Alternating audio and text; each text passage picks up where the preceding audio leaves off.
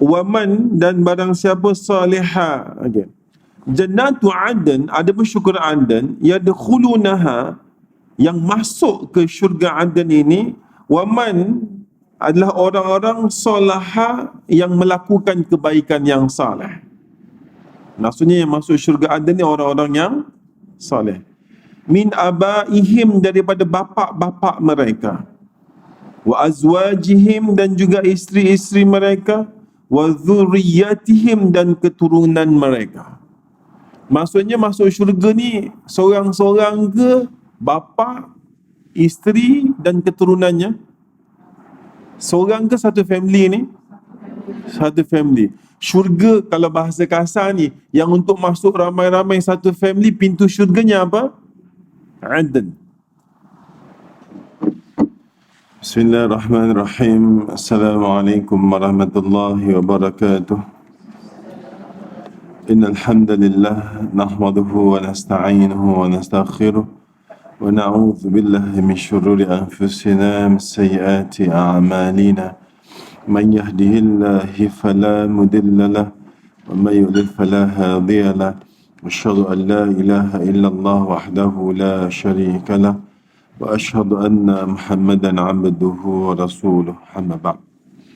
Alhamdulillah Rabbil Alamin. Bersyukur kepada Allah Azza wa Jalla atas limpah taufik dan hidayahnya. Allah masih mengizinkan kita dapat bersama-sama pada tengah hari yang barakah ini. Semoga Allah sentiasa memberi manfaat dan barakah.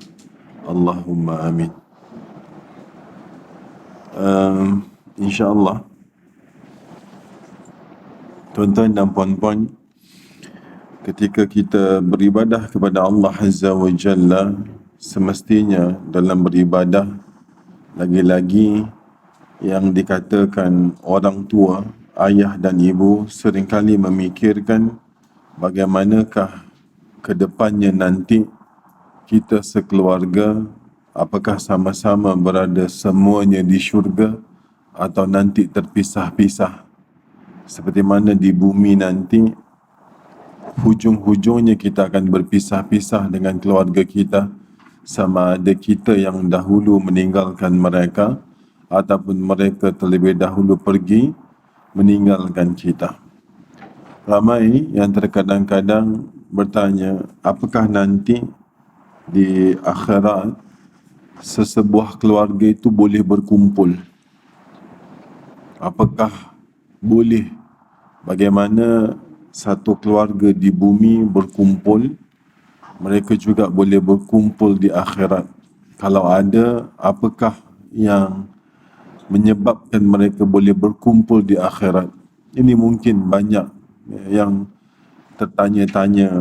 Ada yang pernah bertanya juga, apakah kita boleh berkumpul, Ustaz, dengan anak kita, isteri kita, ayah kita, atau kita sendiri boleh berkumpul dengan mereka?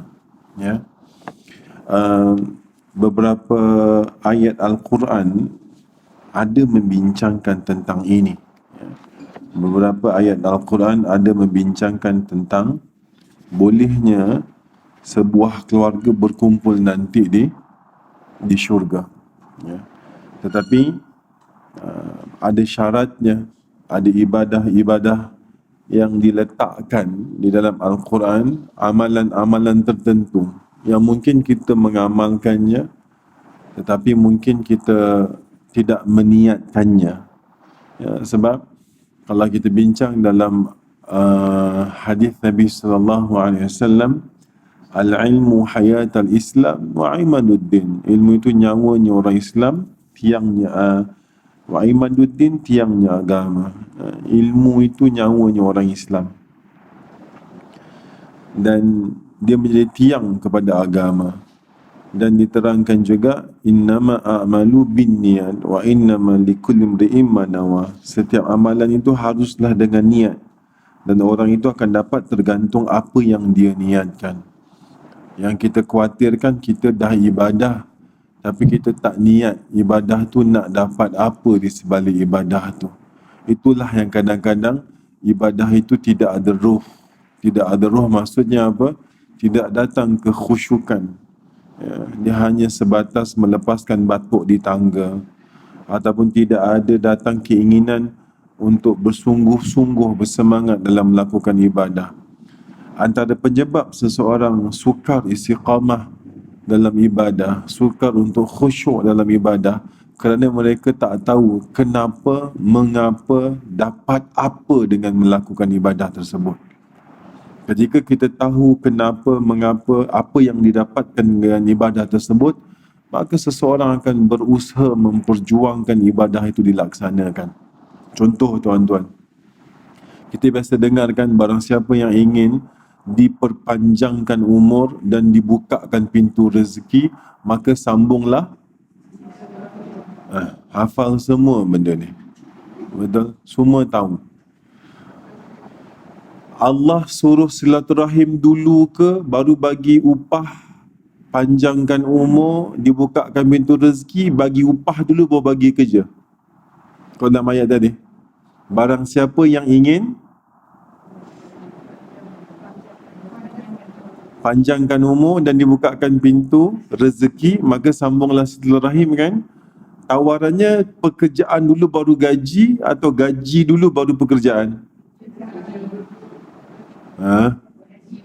Gaji dulu baru kerja.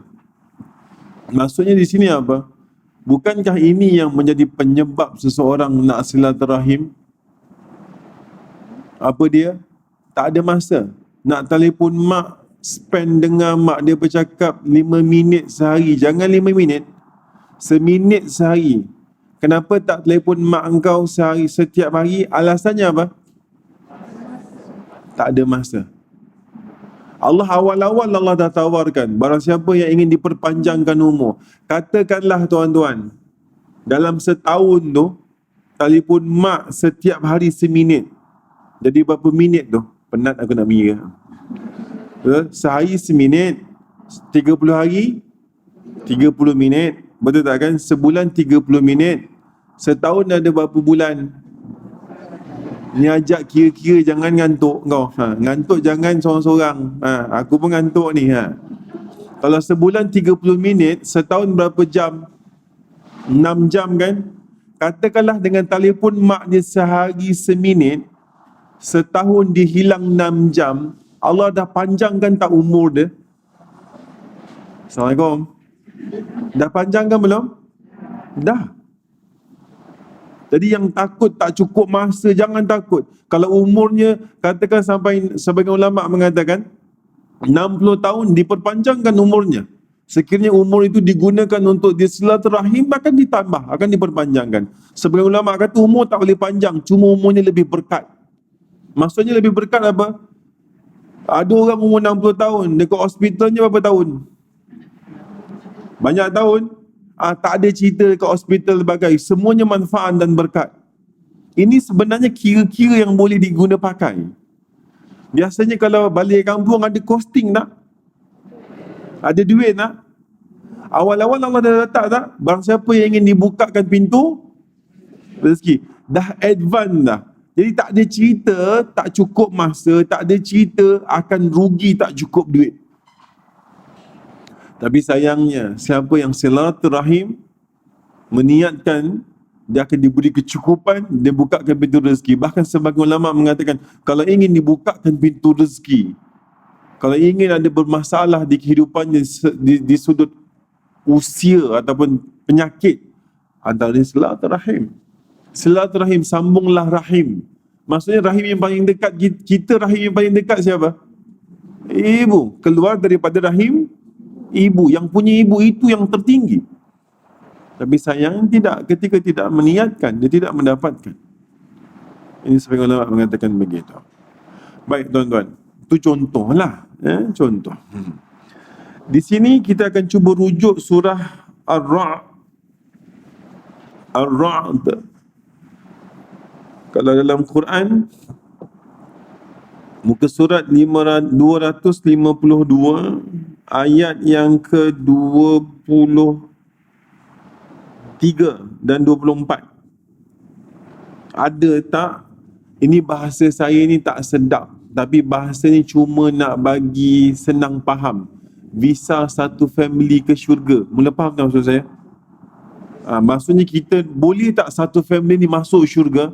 Masuk syurga perlu tiket tak tuan-tuan? Perlu kan? Apa dia? Amalan kita di muka bumi. Itulah syarat kita mendapatkan visa untuk ke syurga. Tak ada visa boleh masuk tak sesebuah negara? Tak boleh. Nak masuk syurga ada tiketnya tak? Ada. Ada. Banyak tiket-tiket yang Allah tawarkan. Maksudnya ibadah-ibadah yang mendapatkan seseorang itu pintu syurga. Kunci pintu syurga. Banyak. Banyak. Di sini diterangkan dalam surah Ar-Ra'd, muka surat 252, surah yang ke-13, ayat yang ke-23. Di sini Allah Azza wa Jalla berfirman, Jannatu Adn, adapun syurga Adn, yadkhulunaha, memasuki mereka. Maksudnya di sini, adapun syurga Aden, mereka yang masuk ke dalamnya bersama-sama dengan waman dan barang siapa salihah. Okay. Jannatu Aden, adapun syurga Aden, yadkhulunaha, yang masuk ke syurga Aden ini, waman adalah orang-orang salaha yang melakukan kebaikan yang saleh. Maksudnya yang masuk syurga Aden ni orang-orang yang saleh. Min abaihim, daripada bapa-bapa mereka. Wa azwajihim, dan juga isteri-isteri mereka. Wa dzurriyyatihim, dan keturunan mereka. Maksudnya masuk syurga ni seorang-seorang ke bapa, isteri dan keturunannya? Seorang ke satu family ni? Satu family. Syurga kalau bahasa kasar ni, yang untuk masuk ramai-ramai satu family, pintu syurganya apa? Aden. Okey puan-puan. Assalamualaikum. Okey. Kelas aku kan malam lah. Hari ni kan. Takut mereka tunggu ustaz lain, aku yang muncul. Dan diterangkan wal malaikah, dan para malaikat yadkhuluna alaihim min kulli bab. Sebahagian mengatakan di pintu Aden nanti mereka ni akan disambut para malaikat. Satu family disambut para malaikat, dan malaikat akan memasukkan family ini, ayah, isteri, keturunannya. Kalau keturunan anak saja ke anak cucu? Anak cucu. Di pintu Aden ni ditunggu oleh malaikat. Ini sebahagian penafsiran ya. Ditunggu oleh malaikat.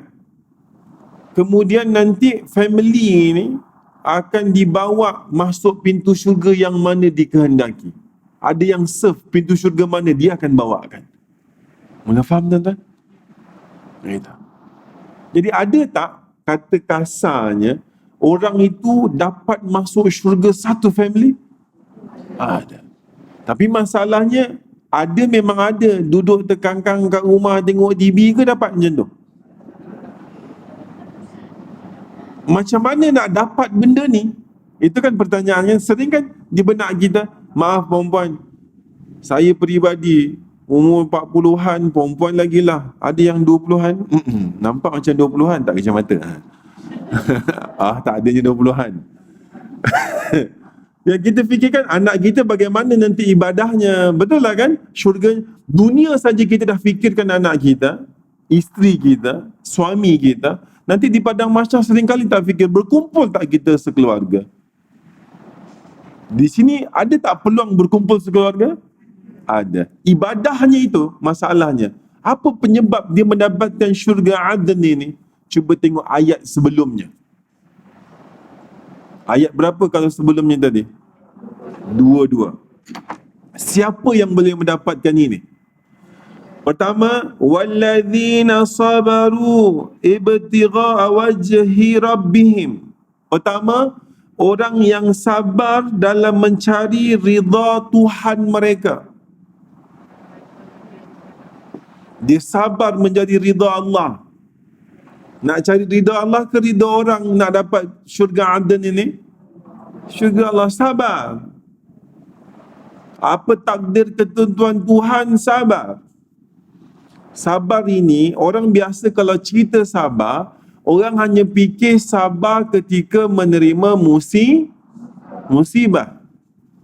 Sabar je orang akan fikir orang kena terima musibah. Matilah, hilanglah, aksiden lah, terbakar lah. Semua benda keburukan yang namanya musibah, orang sinonim itu kena sabar. Padahal musibah ataupun sabar dalam menerima musibah, itu level sabar yang paling rendah. Tak ada apa-apanya. Dia ada 3 jenis sabar. Yang paling rendah, nombor 3, sabar ketika menerima musibah. Yang kedua, sabar, naik sikit, sabar dalam meninggalkan maksiat. Dah sedap ni, ada bahan bagus ni nak diceritakan dekat WhatsApp group. Dah nak membawang dah. Cerita ni kalau aku seorang je yang tahu, kalau aku yang pertama masuk, hangat ni. Betul? Maksiat ke bukan tu? Maksiat, dia tahan dirinya untuk tidak. Nampak orang jiran ke, orang yang dia kenal ke, imam ke, ustaz ke, buat khilaf. Ini kalau ceritakan ni bagus ni, supaya orang lain tak tertipu. Banyak tak perangai macam tu? Dia sabar untuk tidak melakukan perkara maksiat tersebut. Ini sabar, menahan dirinya untuk melakukan maksiat. Sabar dengan tidak melakukan maksiat. Macam Mika pula. Salah. Sebahagian kita kan suka senam, exercise setiap hari. Orang perempuan, lelaki pun sama. Exercise mulut, tahu? Membebel. Bukan anaknya dibebel, dengan laki-lakinya pun dibebel. Betul? Ada je yang tak kena. Kalau ke anak mungkinlah kena. Kalau ke suami, hati-hati. Betul? Menyebabkan suaminya tidak selesa di rumah.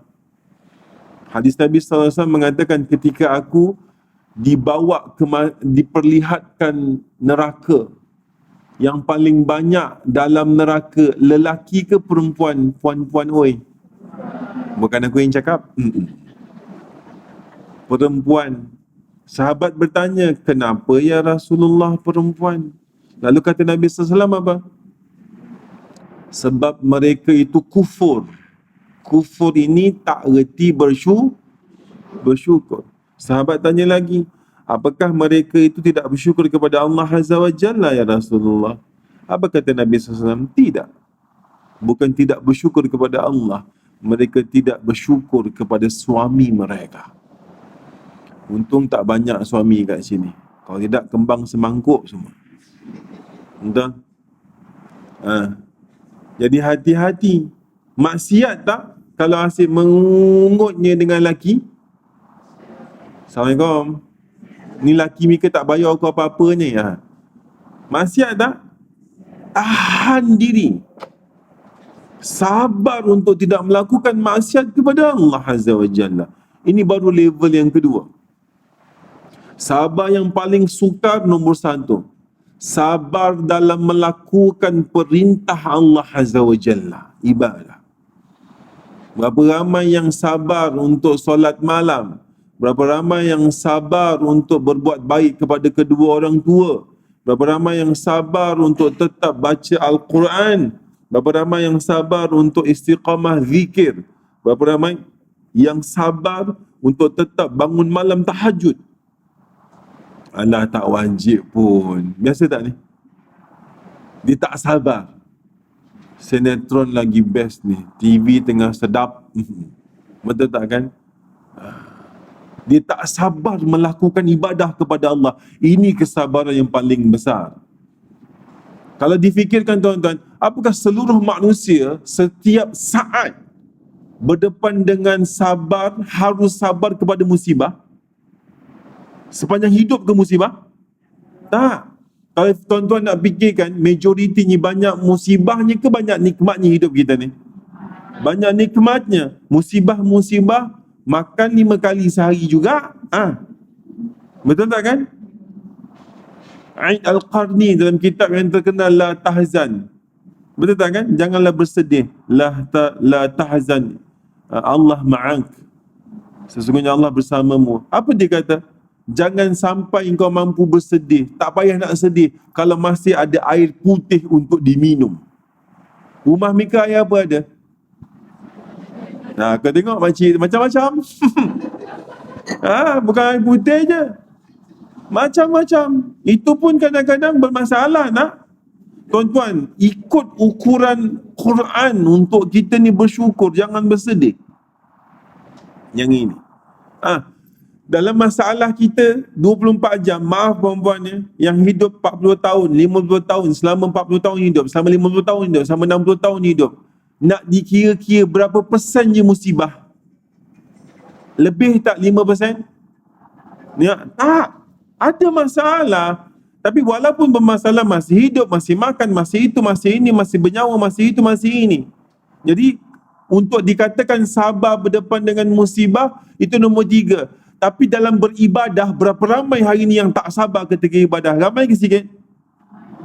Ibadah apa? Antara ibadah yang paling besar orang sukar buat, tuan-tuan, yang tak boleh tahan apa? Setiap perbuatan yang dia lakukan di situ diniatkan kerana Allah. Ini. Lapar cakap apa? Aduh lapar. Atau Alhamdulillah lapar. Masa tu? Aduh lapar. Berarti lapar tu musibah. Tuan-tuan, dengan lapar, nikmat tak makan? Cuba kenyang, Mika dah bagi nasi 3 mangkuk. Dengan ikan masin. Lapar benar ni lepas buka puasa, betul? Nak puasa, nak buka ni, tak ada benda nak makan, nasi putih dengan ikan masin. Sedap tak ni? Sampai 3 pinggan Mika makan. Datang pula situ masak lemak, cili api, daging salai. Apa rasa? Teringin makan lagi ke tidak? Dah 3 pinggan melampau Tak kan? Tak. Ini. Sebab orang fikir lapar, aduh lapar, aduh penat. Tuan-tuan, orang kalau penat, dapat tak nikmat berehat? Kenapa tak melihat di situ? Ini antara ibadah bersyukur yang manusia jarang syukuri. Perintah Allah apa? La in syakartum la azidan wa la in kafartum inna azabila. Syukur tambah, tak syukur berapa ramai yang bersyukur? Berarti syukur di sini perintah Allah atau bukan? Assalamualaikum. Perintah Allah. Sebab Allah kata ni, syukur tambah, tak syukur seksa. Ada pilihan tak? Tak ada pilihan. Kalau kau tak syukur, kena seksa.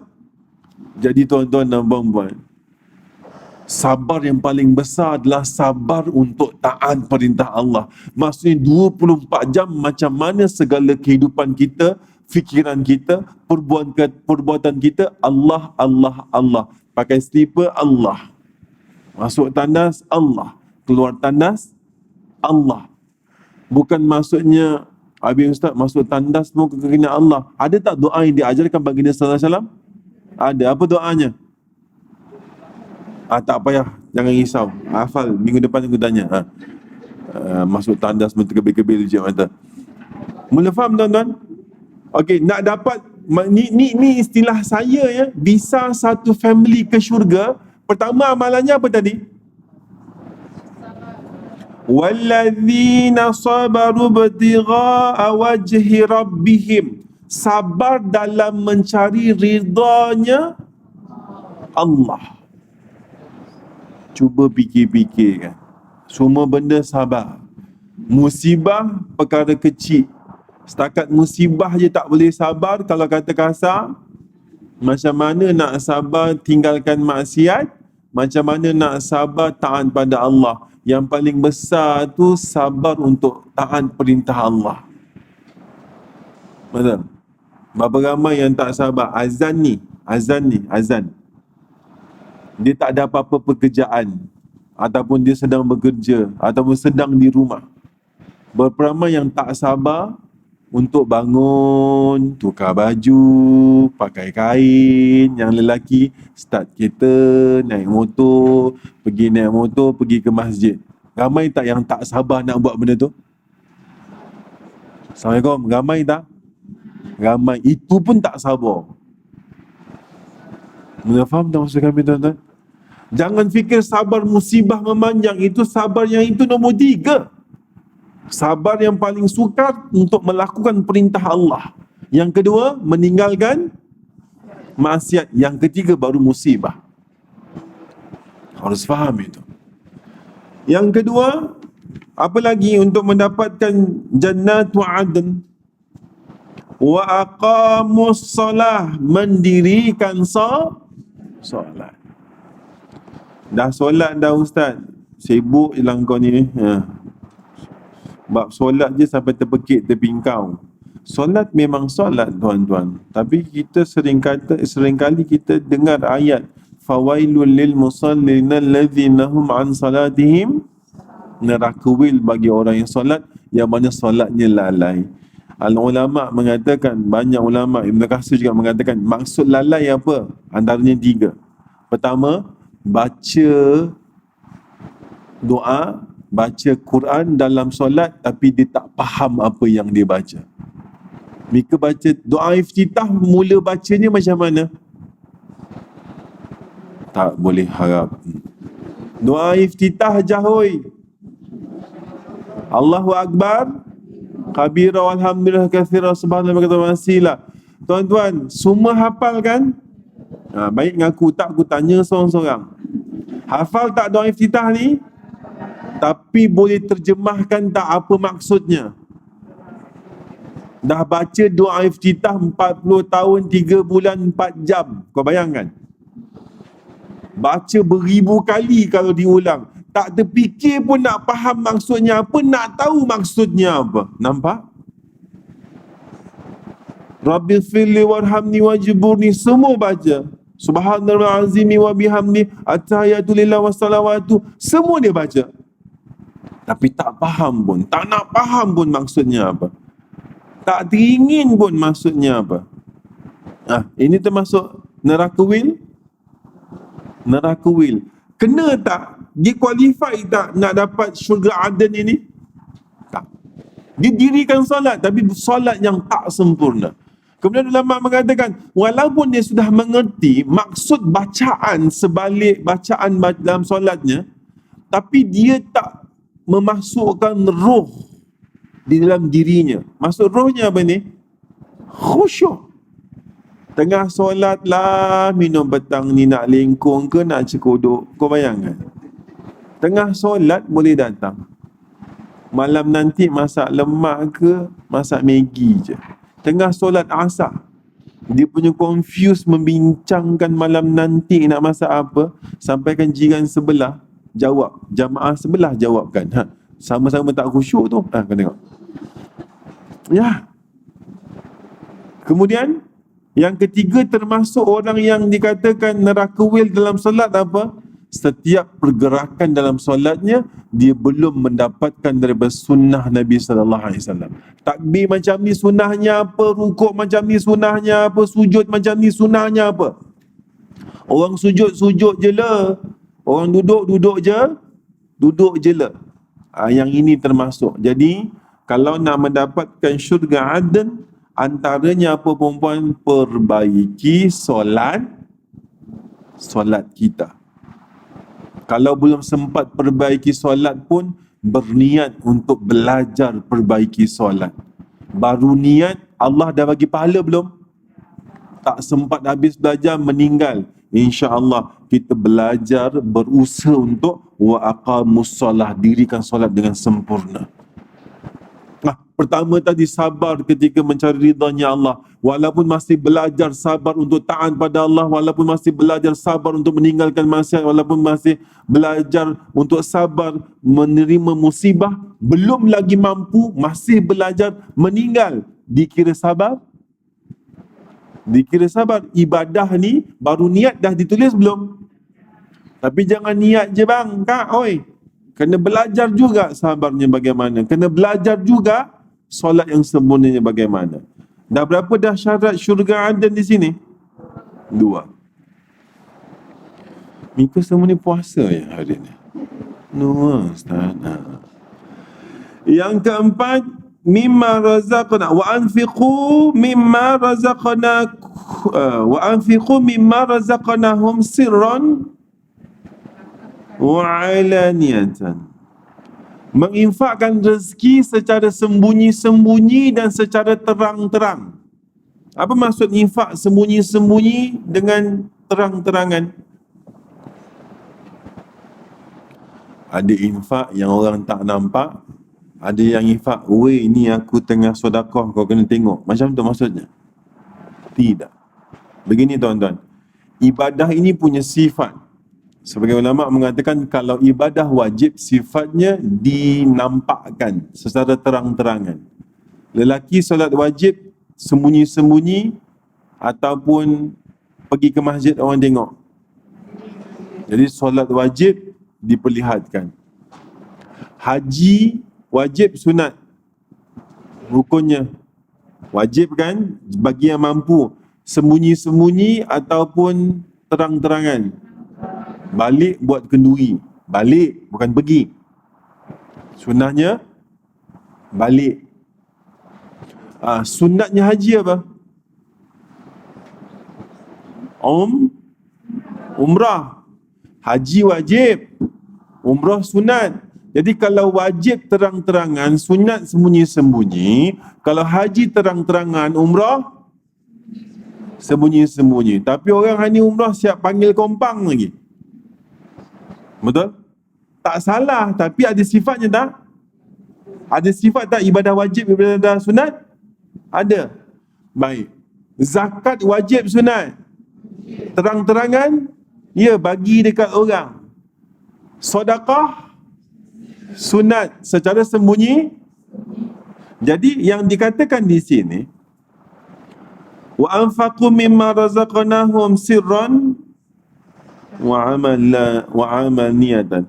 Berinfaklah rezeki yang aku berikan secara sembunyi-sembunyi dan terang-terangan. Berarti di sini sebahagian ulama mengatakan dia berusaha untuk meningkatkan ekonominya sampaikan dia menjadi orang yang layak bayar zakat. Setelah dia layak bayar zakat, dia juga bersedekah secara sembunyi-sembunyi. Faham tuan-tuan? Sebab dalam masalah ekonomi ini juga para ulama mengatakan untuk seseorang itu dapat full marks dalam rukun Islam. Rukun Islam ada berapa? 14 ke 15? 5. Ikut jadilah ya. Ikut 5. Yang pertama apa? Hari ni exam. Yang pertama apa rukun Islam? Mengucap. Yang ni ada syarat pakai duit tak? Ada visa, tiket kapal terbang ke? Tak ada. Yang kedua, solat. Ada syarat tak nak bayar? Masuk masjid ada bayar tak hari ni? Tak ada, kau jangan risau. Yang ketiga, puasa. Ada modal tak? Tak ada. Buat ni tanpa modal. Yang keempat, zakat. Zakat kena layak tak?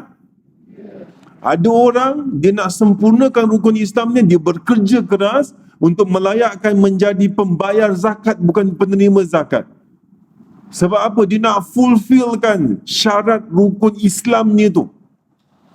Yang ini termasuk membayar, menginfakkan rezeki yang Allah berikan seterang-terangan dan secara sembunyi-sembunyi. Haji pakai duit tak sekarang? Bekerja keras, tingkatkan ekonomi, buka niaga sana, usaha fikir ekonomi, nak pergi haji. Termasuk, jadi kalau rukun Islam ni 40% ada kaitan dengan keuangan. Betul tak kan? Yang ini harus difikirkan. Jelas tuan-tuan ya? Jadi termasuk syurga Aden tadi, sebahagian mengatakan berinfaklah secara terang-terangan, berarti dia layak bayar zakat kan? Secara terang-terang kan? Ibadah yang sedekah keluar duit terang-terang ni kalau zakat. Zakat terang-terang, kalau sedekah sembunyi-sembunyi. Jadi termasuk untuk mendapatkan syurga Aden, dia bersedekah dan juga berzakat. Berarti orang itu qualified untuk bayar zakat. Sebahagian mengatakan begitu penafsirannya. Kemudian yang kelima, yang ke berapa dah? Dah berapa dah? Dah 4 ke baru masuk 4? Dah 4? Baru 4? Baru 4. Baru 3 kan? Pertama, sabar. Kedua, solat. Ketiga, infak, zakat. Baru 3, mana datang 4? Betul? Yang ini baru 4. Yang keempat, itu. Wa yadra'una, menolak mereka bil hasanah, dengan kebaikan, sayyi'ah, pada keburukan. Ini yang paling parah. Orang baling tai kau bagi bunga. Orang lempang kau bagi RM10. Inilah kan, menolak kejahatan dengan kebaikan. Ini paling payah ke paling senang? Paling payah. Paling payah. Orang buat dosa, orang bawa dosa, dia nak maafkan. Tapi tuan-tuan dan puan-puan, ketika orang membuat keburukan kepada kita, kan ada kisah Saidina Abu Bakar As-Siddiq ketika anaknya difitnah berzina kan. Aisyah radhiyallahu anha pernah difitnah kan. Yang viralkan kisah tu siapa? Anak buahnya ataupun saudaranya yang dia bela di rumahnya. Setelah Allah turunkan wahyu yang mengatakan Aisyah tidak melakukan dosa tersebut dan dibongkar siapa yang menjadi penyebab cerita itu tersebar, rupa-rupanya orang saudaranya yang dia bela sendiri. Asalnya Sayyidina Abu Bakar nak maafkan tak? Tak maafkan. Dahlah Aisyah anaknya, isteri kepada Nabi SAW, tahu kan kecintaan Sayyidina Abu Bakar dengan Nabi SAW bagaimana? Bukan saja dia marah sebab memfitnah anaknya, tapi marah sebab memfitnah baginda sallallahu alaihi wasallam, isteri kepada Nabi sallallahu alaihi wasallam. Tak nak Abu Bakar.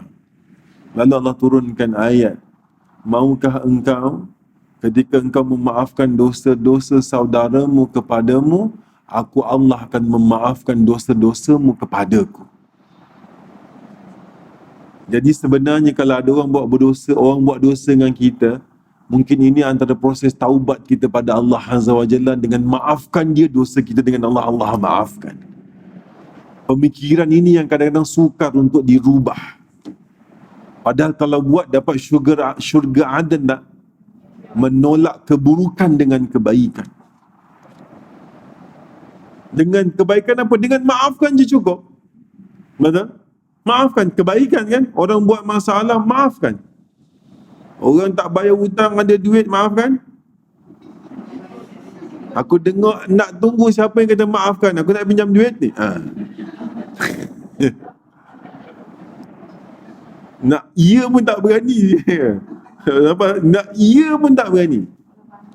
Kalau iya pun tak berani. Kalau banyak dia pinjam, lagi banyak kita halalkan, banyak tak dosa kita diampuni Allah Azza wa Jalla? Banyak. Tapi kalau mampu. Tak payah dah lah, tak payah kau sebarkan cerita dia ni tak bayar duit aku jah, dia ni tak bayar duit aku jah, dia ni tak bayar duit aku jah. Habis. Kadang-kadang maaf tuan-tuan, ada masalah dengan orang masuk ke Facebook, masuk ke WhatsApp, ini pembantu rumah lari curi itu, curi ini. Biasa tak ni? Allahu Akbar. Ini bukan sifatnya mukmin. Memang kita marah tuan-tuan, tapi kita punya dosa tak? Mungkin dosa orang tu kepada kita, Allah suruh kita maafkan dosa itu. Ada dosa yang lebih besar. Tuan-tuan, kalau dosa orang kepada kita tak maafkan, contoh dapat apa kita tuan-tuan? Tambah kembang ke badan? Duit dekat akaun bertambah ke? Tak. Tak adanya. Yang paling tambah angkuh, tambah sombong kan? Tapi kalau dosa kita pada Allah, Allah tak ampunkan, ke mana tuan-tuan? baik. Senang fikiran. Cakap senang lah ustaz. Kau tak kena, maunya aku tak kena. Kena juga. Tapi sama-sama mendidik diri kita berusaha menjadi yang lebih baik. Jadi ada tak, dalam arti kasar, ada tak istilah ke syurga sekeluarga? Ada tak? Apa nama syurganya? Aden. Dan ada malaikat yang tunggu, sambut, masuklah pintu mana-mana dia akan bawa. Tapi syaratnya pertama apa? Walladzina sabaru ibtigha'a wajhi rabbih. Sabar dengan mencari wajahnya Allah, ridhanya Allah. Sabar tadi apa yang pertama? Sekali paling susah sabar apa? Melakukan perintah Allah. Yang kedua, tinggalkan maksiat. Yang ketiga baru musibah. Yang kedua, dirikanlah solat. Solat tadi kita bincang, bukan asal solat je, rukuk, sujud, bacaan, khusyuk, faham. Yang rasa-rasa belum faham baca maksud bacaan-bacaan dalam solat, baik hafal sebelum bulan depan aku tanya seorang-seorang. Alah. Jangan takut. Ustaz ni memang gempak je, tak pernah dibuatnya. Yelah, kau tunggu je. Perempuan, maaf bahasa kasar. Ni bahasa kasar. Tengah hari ni kau tak bahasa macam ni, mahu semua bertafakur. Betul? Tu yang bahasa dia jadi macam ni. Sebenarnya bukan untuk buat Mika yang tak ngantuk. Aku pun ngantuk tengok muka Mika yang ngantuk. Mula faham? Yang ketiga tadi, berusaha untuk menaikkan ekonomi. Sampaikan dia boleh jadi pembayar zakat. Boleh tak sedekah terang-terangan? Dan juga boleh sembunyi-sembunyi. Ataupun ulama kata tak layak bayar zakat pun tak jadi masalah. Ada sedekah yang diperlihatkan, ada sedekah yang oh boleh. Sebahagian ulama mengatakan begitu. Betul? Yang keempat, itu, maafkan. Rasa-rasa apa dosa paling besar orang kat kita? Banyak tak? Cuba maafkan. Ingat tak, ada saya dilupakan satu kisah ya tuan-tuan.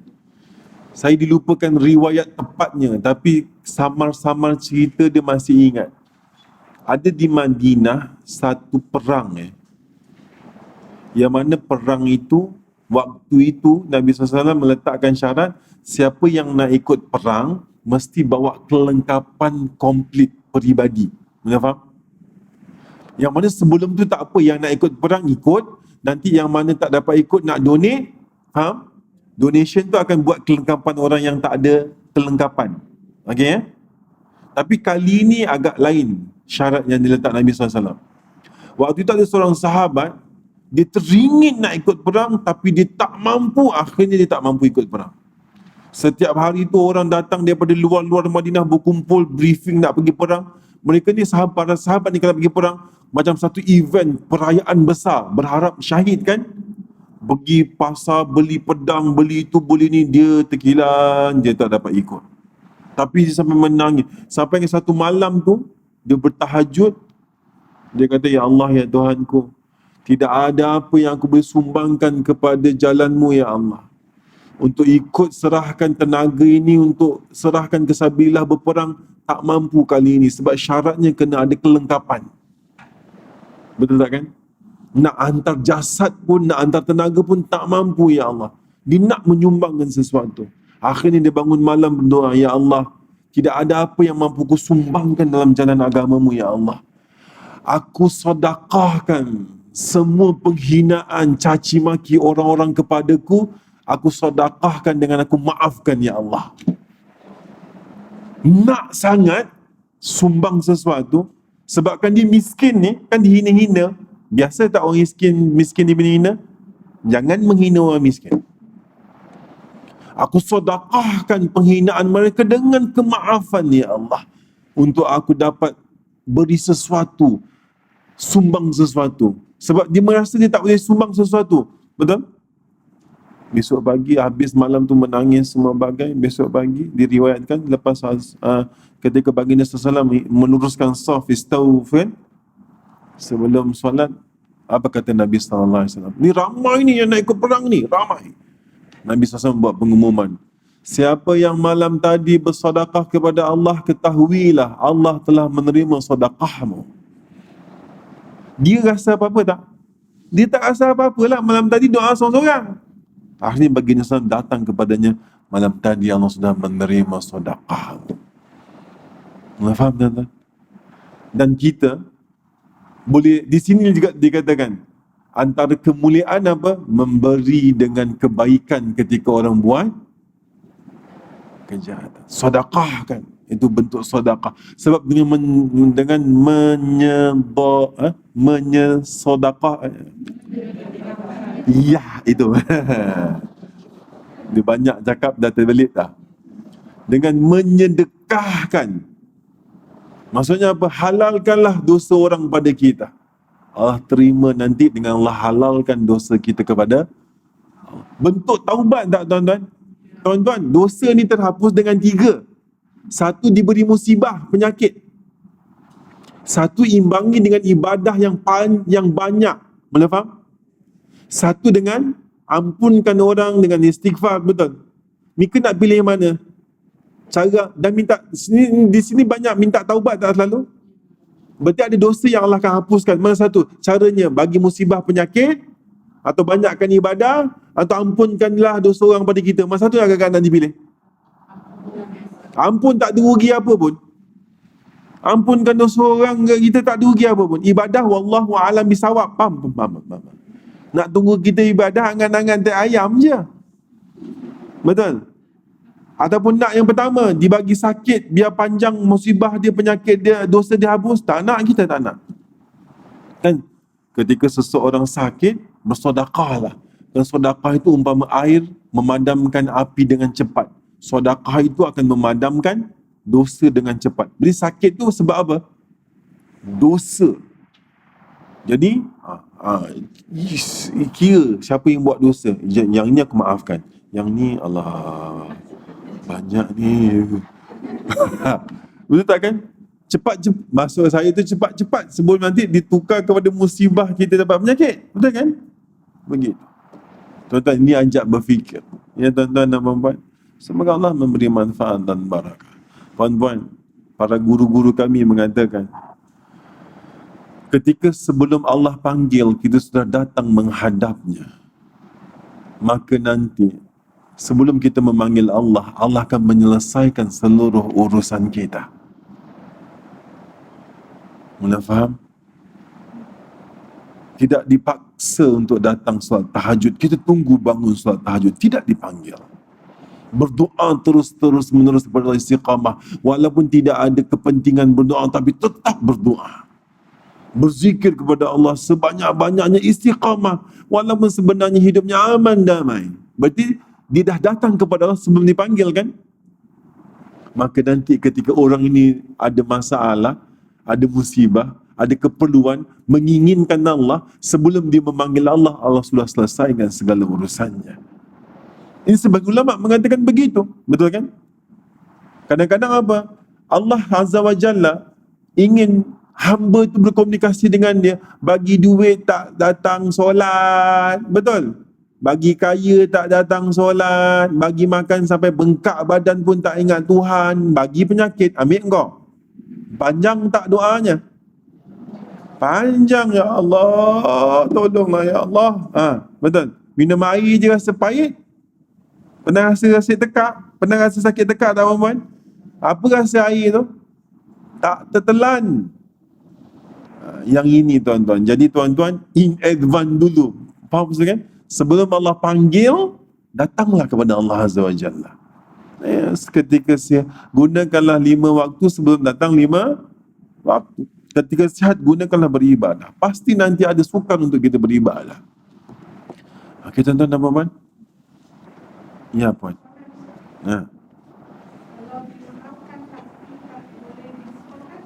Macam mana? Itu biasanya perempuan. Forgive but do not forget. Ya, tak ada masalah. Tak ada masalah, tapi maafkan. Contoh, orang tu menipu kita dalam meniaga. RM10,000. Ya. Yang maksudnya maafkan, sudahlah. Halal je lah. Betul? Tapi lupa tak dengan dia, nak tak berurusan lagi dengan dia? Sebab kita ingat dia. Tapi bukan ingat benci. Setiap kali kita benci, istighfarlah banyak-banyak. Kita dah maafkan, sudah. Istighfar banyak-banyak. Nak melupakan, insya-Allah. Boleh lupakan, tunggu mati. Bila mati ingat tak cerita tu? Tak, kita pasti akan ingat orang ni pernah menyakiti kita. Tapi sudahlah, betul? Sudahlah. Seandainya dia ingin minta bantuan, didik diri kita, bantu semampunya. Tapi ketika ingin berurusan lagi dengan dia di bahagian itu, dia dah direkod buruk tak? Cuba lihat periwayatan hadis. Hadis itu sahih, tapi dalam periwayatnya ada orang yang berperangai, ada rekod tak bagus. Tertolak tak hadis tu? Tertolak. Hadis ni sampai kata, orang ni pernah lupa, ingatannya ada masalah. Tertolak hadis tersebut. Tapi maksudnya kita memasalahkan orang tu ke? Tak, cuma tak nak ambil hadis tersebut kan. Sama juga, kita dah maafkan dia. Tapi kita ingat, dia ada karakter begini. Adakah dia nak dilantik lagi jadi orang yang kita percaya? Tak. Betul. Sebab apa tak? Sebab kita masih ingat apa yang dia buat. Betul. Itu lebih kepada berhati-hati, tak ada masalah. Ada rekod. Itu dibenarkan? Dibenarkan. InsyaAllah. Forgive but not forget. Apa?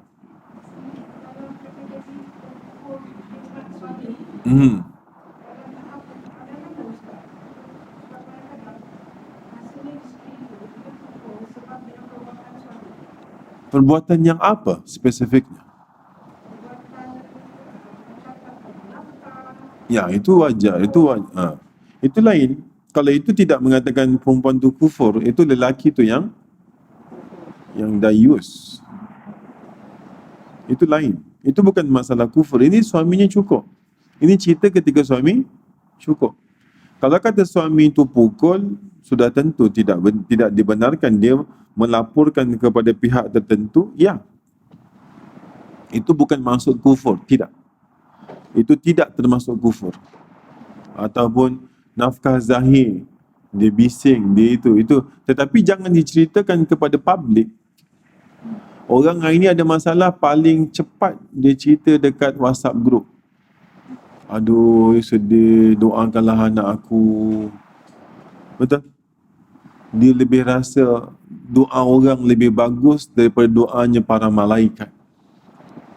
Dia dah tak yakin. Dia ingat netizen itu seakan-akan pengganti malaikat. Betul? Cerita anak accident, orang saya minta mohon doa. Apa manfaatnya? Perempuan, dah bancang ke belum? Ketika kita menunggu waktu solat, di situ ada malaikat yang mendoakan kita kan? Betul kan? Kenapa tak pakai? Soft pertama bukan malaikat saja yang mendapatkan soft pertama, Allah dan malaikat mendoakan untuknya. Mana akal warasnya manusia hari ini? Lebih mengharap, saya tak tahu sungguh benar mengharapkan doa orang atau ingin meminta ihsan yang dia sedang susah. Kemuliaan seseorang lihat solat malamnya, ada di solat malamnya. Penghormatan seseorang ada dengan jangan meminta-minta. Seseorang itu ketika dia meminta-minta, berarti hidupnya akan terus menerus tak cukup, tak akan penuh cukup. Mula dia saja meminta-minta, dia akan mula kosong je hidupnya. Dengan dia mendidik, dia tidak meminta-minta kepada manusia kecuali pada Allah, Allah akan beri kecukupan kepadanya. Kalau kita minta ihsan, tolong ini, doa ini, bukan ni untuk peribadi. Kalau persatuan, NGO, itu cerita lain. Faham, Muhammad? Itu cerita lain. Ini kan banyak cerita ke peribadi. Mana faham? Saya ada persatuan contoh, ni nak buat hari Ahad ni, hari Sabtu ni. Ni bukan minta bantuan. Bagi tahu. Tuan-tuan, orang-orang asli kita banyak yang dah convert pergi masuk Islam. Tapi diorang tahu baca bismillah? Syahadah waktu tu hafal, tanya balik pun tak. Gereja berkampung kat dalam tu hantar dia punya padri sampai 6 bulan buat ni. Tu kat Pahang tu je. Saya tu fikir sekarang nak cari, nak ambil anak-anak orang asli ni yang elok sikit, nak bagi dia kursus 6 bulan boleh jadi imam ke, boleh jadi apa, letak kat sana bantu. Ni kerja dakwah. Hari Sabtu ni kan saya berangkat dengan kawan-kawan. Pergilah. Sebab takut nanti diorang, sebab padri tu hantar bagi makan. Diorang ni masih faham maksud saya kan? Mana orang bagi makan, dia pergi tak? Dia pergi. Ustaz, dia kata nak bawa duit, dia kata tak payah bawa, dia kata duit belikan barang. Sebab mereka lebih makan. Nak didik, panggillah beberapa kawan-kawan, tak ustaz pun tak apa, didik solat, didik itu, didik ini, didik ini. Yang ini boleh announce. Siapa yang nak sumbang, silakan. Tapi memang dah ada sumbangan, lagi banyak kita bagi lagi bagus.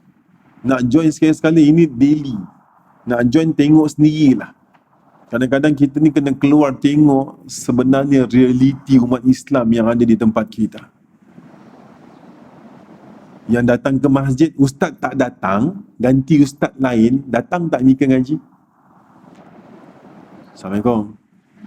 Datang kan, ustaz mana pun mengajar, Mika datang kan? Ya, sebab Mika alhamdulillah dah nak mengaji, mereka tak ada siapa yang nak mengajar. Dan Allah mengatakan di situ apa? Kata Allah Azza wa Jalla, khairun nas man ta'allama al-Quran wa 'allamahu. Sebaik-baik manusia yang menyampaikan, yang belajar Quran dan yang mengajarkannya. Ya itu. Dan saya merancang dengan sahabat-sahabat, kalau boleh sekali, setiap bulan sekali nak pergi turun. Sehari tu dapat didik solat ke, faham tak kan? Bagi hafal, suruh menulis pun dia orang tak tahu, betul tak kan? Nak kena dengar satu-satu aja Fatihah ramai-ramai. Minimum Fatihah, la salatan liman lam yaqra'u bi Fatihatil Kitab. Betul tak kan? Mika tak catat pun, tengok video, dapat record balik tak? Dapat diorang ini. Ya? Betul. Hari Sabtu yang ada duit lebih, tafadhal. Minta nombor akaun, nanti aku bagi. Apa tadi soalan? Kan? Dah habis soalan dah? Dah terjawab tak soalan? Oh, ada soalan.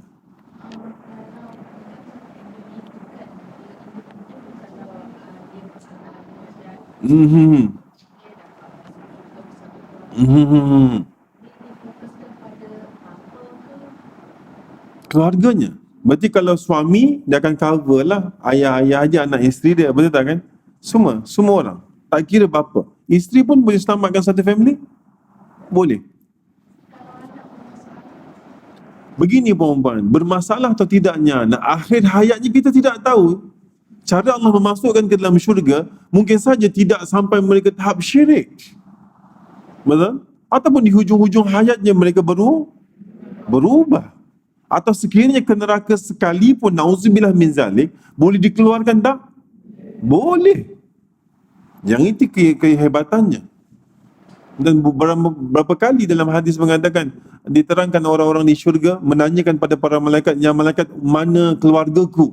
Aku beribadah untuk keluargaku. Ada biasa dengar kan? Akhirnya malaikat menghadap pada Allah Azza wa Jalla, ya Allah, ya Tuhanku, ni malaikat ni fulan bin fulan menanyakan keluarganya, bagaimana ya Allah? Apa kata? Sudah, keluarkanlah keluarganya semua. Memang itu diniatkan. Tapi innama a'malu bin niat. Mungkin saja kita berharap dengan buat begini, anak turun kita akan berubah minimum sebelum mati, taubat semua dosanya menjadi orang baik. Kita tidak boleh menghukumi seseorang ketika hayatnya masih muda, betul? Perempuan Mika lahir perut mak terus Bismillahirrahmanirrahim. Terus macam tu kah? Nak ngaku kan? Ada rock kapak tak? Oh, Fatimah. Ada tak zaman tu? Tak ada juga. Mika zaman mana tak sama. Ada tak masa kita gelong-gelong dulu? Ada. Semua manusia melakukan kesalahan, betul? Bahkan ada yang tidak bertutup aurat, kerja di tempat yang haram, pakaian terdedah, lebih dahsyat daripada kami pun, lebih dahsyat daripada pemaksiat, penzina, semua ada. Tapi hujung-hujungnya ulama. Saya beberapa ramai sahabat-sahabat saya di pondok dulu, tattoo badan penuh, tuan-tuan. Depan mata saya, waktu tu sama-sama belajar, Dia punya menyesal tu, pertama tu tuan-tuan, dia ni apa? Apa? Yang peminum arak tegar apa namanya? Yang itu, alkoholik. Penat aku. Pertama dia nak bertaubat dekat Mak Ahad tu tuan-tuan. Dia nak juga benda yang berdengung. Betul? Akhirnya macam tuan-tuan, kan dulu kan kita kalau mengaji kan pakai apa, liquid paper. Betul tak kan? Lepas tu ada apa macam tina untuk liquid tu kan. Itu pun dia teguk. Sebab dia punya tahap tak tahan, tapi dia nak berubah ni. Faham? Akhirnya dapat, sekarang proses dia nak, faham tak? Tengah datang tu sampai macam tu. Rasa-rasa dengung sikit pun tak apa. Minyak tina dekat bengkel tu habis. Tapi berubah lah. Dah berubah tu tuan-tuan, depan mata. Waktu tu sama-sama ngok kan. Belum jadi ustaz lah, tengah belajar. Dia punya tattoo tu dekat Indonesia tu, dia siap bakar sereka ni. Dia buat sendiri, dia punya nak berubah. Cerita hidupnya jangan sampai lah. Cerita hidupnya tak jahat, tak payah cerita lah. Kalau dia tangan dia sendiri disereka nak hilangkan tu, kenalah. Nampaklah bila sereka tu hangus kan. Lepas tu kering kan, kopi ada lagi. Sebab benda tu dekat dalam isi tu. Sebenarnya hukumnya apa? Tak payah. Tak payah, Allah dah ampunkan kan. Allah ampunkan. Tapi yang saya nak cerita, berubah tak? Sebab Allah lah, Allahumma ya mukallibal qulub. Kenapa tidak? Begini puan-puan, begini. Kenapa tidak ketika kita melakukan ibadah untuk mendapatkan syurga adn ini, niatkan supaya semua keturunan kita, yang lepas mungkin kita tak boleh kontrol kan? Tapi tuan-tuan, kalau Allah menginginkan, tidak ada pahala pun, boleh jadi ada pahala tak? Cuba tengok, dengar tak cerita pelacur bagi anjing minum masuk ke syurga? Ibadah ke tidak? Allah jadi takkan alasan hati baiknya tu ke syurga? Berarti terserah innallaha ala kulli syai'in qadir. Tak ada sebab pun, jadi sebab nanti. Mula faham Ustaz kami? Allah jadikan sebab dengan apa-apanya semua. Contoh tuan-tuan, kenal tak mazhab Hanafi? Pernah dengar? Nama penuhnya apa?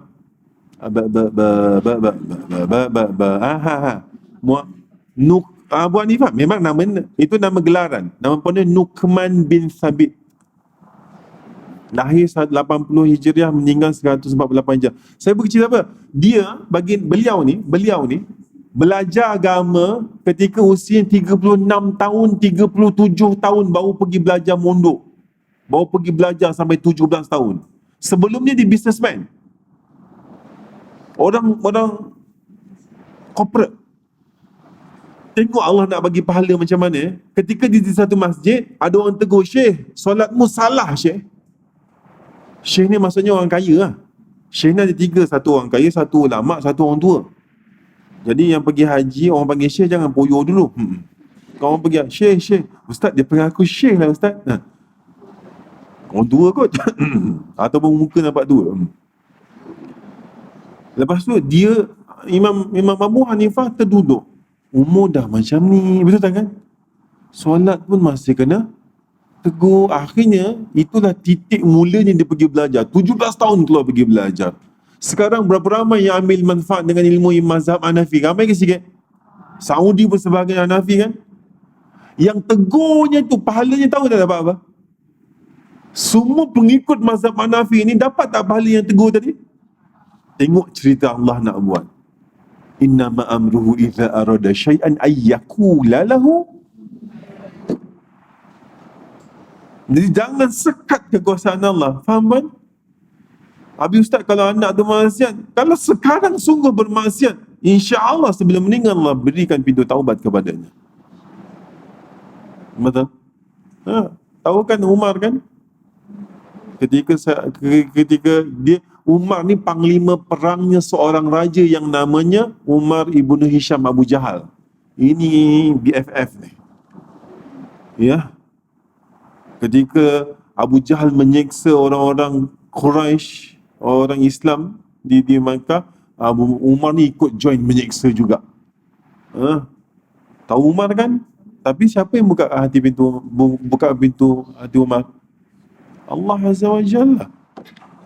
Jadi ketika kita baca ni, alah, ya ke anak aku perangai macam ni, laki aku lagilah amboi, kan. Allahumma ya mukallibal qulub. Allah lah Tuhan yang memegang bulak baliknya hati manusia. Jangan putus asa, puan-puan. Motivation, tuan-tuan, puan-puan, ini fiqh satu bab. Pandai macam mana pun halal, haram, hukum, makruh, Syafi'i ni, Maliki ni, Hanafi ni, Hambali ni, tapi kalau tak ada motivation ibadah untuk apa, bergerak juga ke tidak? Tak. Betul kan? Diperlukan motivation, anjakan paradigma, betul tak kan? Menolak dia, kenapa aku perlu beribadah? Oh, sekarang ada ibadah untuk maaf perempuan, saya lihat, isteri saya sendirilah. Kadang-kadang sebelum subuh dah bangun, kunci jam, solat malam lebih kurang dah turun bawah. Ni anak malam tadi nak bagi tahu nak gosok baju, besok nak bawa pakai baju sukan, betul tak kan? Basuh baju sukan anak, betul tak kan? Letak depan kipas, betul tak kan? Pukul berapa pagi ni? Besok bangun sekolah pukul 7 ni, pukul 4 mak dia dah buat dah. Itu dia buat untuk diri dia ke untuk anaknya? Demi anak kan? Lain, sebab drive parents, seorang tua kalau anak, dia perjuangkan. Jadi sekarang ni, ada tak satu kenderaan yang kita nak tumpang supaya kita boleh semangat beribadah? Assalamualaikum. Apa kenderaannya? Syurga Aden ini. Jadikan di kenderaan supaya kita semangat untuk beribadah, yang mana boleh menyebabkan semua keluarga kita nanti di syurga. Faham tak? Faham? Alhamdulillah, tapi muka bingung dia. Kan yang malas-malas hafal doa, yang zikir pagi petang pun malas. Betul tak kan? La ilaha illallah wahdahu la syarika lahu, lahul mulku wa lahul hamdu wa lahu kulli syai'in qadir. 100 pagi semua petang pun susah. 3 subuh asar pun susah. Subhanallah 33, alhamdulillah 33, Allahu akbar, susah. Sekarang motivate diri kita. Sebab benda ini bukan untuk peribadi. Macam mana kita tak boleh malas kalau tidak anak-anak tak makan? Boleh faham? Yang ayah-ayahnya boleh malas-malas tak? Tak, boleh. Boleh lah kalau balik penat kerja. Kalau pemalas juga, lempangan je tu. Dan bapak-bapak pun malas. Bahasa kasar. Gurau. Ya tuan-tuan, jadi ini bagi saya, mudah-mudahan boleh jadi motivasi untuk kita, untuk lebih bersemangat. Oh, tunggulah solat malam. Betul? Betul tak kan? Semangatlah solat malam. Sebab solat malam tu perintah Allah ke bukan? Alaikum bil qiyamil lail. Alaikum bil qiyamil lail. Menetapilah kalian dengan solat malam. Perintah kan? Berapa ramai yang sabar dalam melakukan perintah itu? Aqimus solah, dirikan solat. Perintah ke bukan? Buatlah baik kepada orang tua. Perintah ke bukan? Berapa ramai yang taat, berapa ramai yang sabar dalam melakukan perintah ini? Itu je masalahnya. Mak, nantilah mak. Taat. Tuan-tuan, yang tak ada orang tua, menangis dari mata darah pun keluar tak mak kau dari kubur? Keluar pun lari ni ke? Wallahi. Kami kadang-kadang perempuan yang tak ada mak ni, kadang-kadang jangan kata nak ni nak jumpa mimpi pun cukup lah. Faham sekali? Kerinduan yang melampau tu kadang-kadang dapat jumpa dalam mimpi pun cukup lah. Itu pun tak dapat. Jadi orang biasalah waktu ada selalunya tak menghargai. Contoh sekarang ni tuan-tuan, saya tanya perempuan contoh, hari ni waktu kita motivate je lah, semangat-semangatkan diri je lah. Rindu tak malam-malam Lailatul Qadar, malam-malam di bulan Ramadan? Siapa yang tak rindu angkat tangan? Aku azankan terus ni. Rindu tak? Rindu. Indah tak? Kenang malam Ramadan ni indah tak? Hati berbunga. Ini saya saya rasa semua orang merasakan begitu. Dia jadi berbunga sebab dikenang cuba malamnya betul. Cuba malam bulan puasanya betul. Banyak di masjid ke banyak di pasar? Sebab dia bila dikenang indah, bila dilalui lari. Faham ke tak faham? Itu betul kan? Qiyamul Lail makin lama makin surut. Betul? Malam pertama Ramadan penuh macam solat Jumaat. Tengah-tengah Ramadan aku tak jawab, kau yang jawab je. Ada satu surau dulu. Surau tu kecil. Malam bulan puasa nak sewa kemah lah. 3 kemah besar. Betul?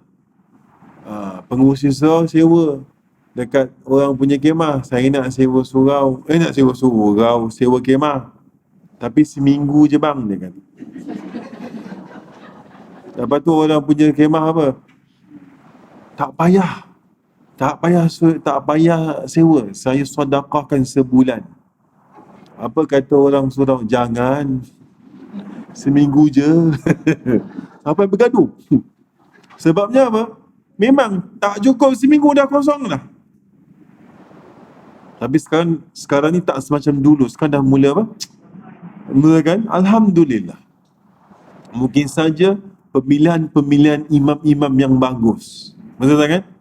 Imam-imam yang membuatkan orang selesa untuk berdiri. Itu ya tu. Ingat tak mazhab Syafi'i pernah bincang? Muazzin, kita pernah bincang ni, muazzin dan juga imam sesuatu surau masjid itu duta kepada masjid itu sendiri. Betul tak kan? Dia jadi selesa. Jadi itulah kadang-kadang kita lihat perempuan semangat. Ini ada banyak bab lain tapi tinggal 5 minit. Nak masuk pun tak sempat. Tanya je jejak. Ini Mika yang bawa perangai tadi kan, start bertanya kan. Apa lagi tanya? Silakan. Sebenarnya ada pertanyaan juga tentang bacaan surah Kahfi. Apakah malam atau siang Jumaat? Orang kan, siang ke malam? Pagi pula datang. Ya, itu semua bukan soalan, itu semua tajuk yang nak bincangkan tapi tak bincang lagi. Tak sempat. Ada beberapa pertanyaan tentang menjamak sebelum nak bermusafir menjamakkan solat zuhur dengan asar di rumah. Boleh? Boleh. Kita dah bincang itu kan? Ini kita dah bincang. Ada hadis Nabi SAW? Ada hadis Nabi SAW.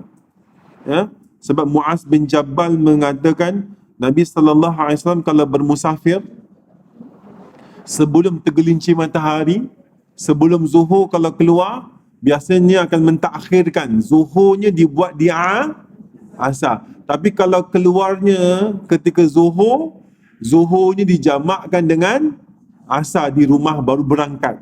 Tapi jamaknya tamam ke qasar? Tamam, sebab belum keluar musafir. Jadi kalau bawa anak, bawa mak, betul tak kan? Nanti nak cari tempat ke airport nak solat macam mana? Boleh pakai hadis Nabi SAW.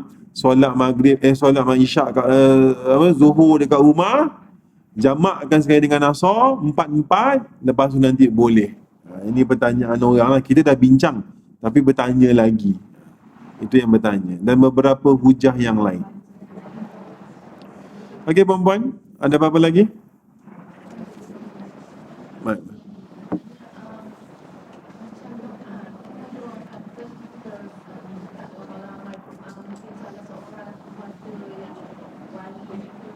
Wali zaman sekarang wallahu a'lam. Wallahu a'lam zaman sekarang. Tapi jujur saya katakan, doa yang paling mustajab adalah doa peribadi orang tersebut langsung kepada Allah. Bukankah ada hadis mengatakan 70,000 orang yang akan masuk syurga tanpa hisab? Antaranya apa? Ketika dia mendapat apa-apa penyakit musibah, dia langsung yang berurusan dengan Allah. Macam mana wali pun, tapi doa kita lebih mustajab kepada Allah ketika kita memperbaiki diri kita semua. Ya, perantara itu namanya bertawassul. Kita minta pertolongan orang alim, doakan kan. Sebenarnya ada bertawassul dengan ibadah kita sendiri. Nanti ada masa kita bincangkan. Tapi sebenarnya bagi saya peribadi yang bodoh ni, saya lebih percaya dengan tahajud, dengan sepertiga malam yang akhir. Allah kata apa? Ana Rabb, Ana Rabb, Ana Rabb. Betul? Aku Tuhan, aku Tuhan, aku Tuhan. Ud'uni astajib lakum. Apakah itu belum jelas? Jelas kan? Waktu itulah menadahkan tangan. Sampaikan sebahagian riwayat ketika perang Badar, Nabi SAW mengangkat tangan, sampaikan selendang yang ada di bahunya jatuh. Abu Bakar letak balik, jatuh balik. Abu Bakar letak balik, jatuh balik. Tingginya tangannya diangkat. Itu lebih merasakan begitu dia menginginkan kepada Allah. Sebenarnya ketika Allah membuat orang tu dapat musibah, membuat orang tu berdoa, sebenarnya Allah nakkan dia yang langsung berurusan dengan. Berapa ramai yang ambil advantage, alah suruh orang alim je doakan, bayar orang doakan dia. Ramai tak suruh buat macam tu? Ramai. Berapa ramai orang cuba membersih dosanya dengan bagi anak hafiz baca Quran sekian-sekian. Betul? Dengan anggapnya akan mengcover. Ramai. Sebagai contoh, ada seorang tabib Tibun Nabawi, saya jumpa dia di Indonesia. Dia cerita merujuk ke kitab Tibun Nabawi Ibn Qayyim. Dia kata, saya ada pengalaman Ustaz, 3 orang ke 4 orang dia mengubat orang kena HIV. Clear Ustaz. Clear, dia kata. Hilang betul penyakitnya, dia kata. Ini kata dia, namanya semua saya tahu. Tapi saya tak sharekan ini sebelum saya berjanji dengan orang. Sebab yang saya didik ni, bila dia tahu penyakit tu boleh sembuh, buat balik perangai. Mana faham maksudnya? Buat balik perangai. Berarti dia sendiri kena berubah lah. Jadi kalau ada, faham kan? Tapi memang keutamaan ulama mendoakan kita, tapi bagi saya peribadi dan merujuk kepada beberapa rujukan, kita peribadi yang tahu betapa menginginkan kita. Kalau suruh orang, perempuan ada masalah, contoh perempuan, saya ingin bagi tahu perempuan sesuatu, minta tolong ni, saya suruh orang atau saya pergi sendiri, perempuan lebih rasa yang mana lebih yang mana lebih merasakan saya betul-betul perlu? Kita pergi menghadap sembah, itu kan yang Allah nak. Ya, personal touch tadi. Okey, cukup sampai di sini dulu. Tahap apa tajuk kita hari ni ya?